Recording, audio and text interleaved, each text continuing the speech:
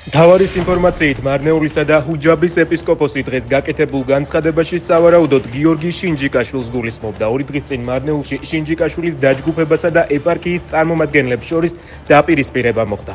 პოლიციის შენობასთან ახლოს იყო სროლაც. ეპისკოპოსმა თქვა, რომ დღევანდელი მთავრობის მოქმედი წარმომადგენელი მონაზვნის ხელით მის მოწამვლად ცდილობდა. მანვე ისაუბრა ამ პიროვნებასთან მომხდარ ფიზიკურ დაპირისპირებაზე. ამზადებდა ჩემს მკვლელობას, ჩემს ლიკვიდაციას. ყავდა გადაბირებული 1 წლის განმავლობაში ჩემი მონაზონი.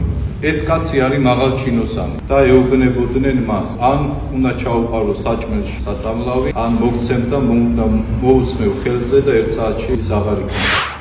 დეკანო ზილია ჭიღლაძის თქმით, ეპისკოპოსი განცხადებაში ფოტოზე გამოსახულ მონაზონ თეკლა კუბლაშვილს გულისხმობდა. ხანძრის კიდევ ერთი კერა რუსეთში, ამჯერად მოსკოვის რეგიონში აალებადი ნივთიერებების საწყობი იწვის.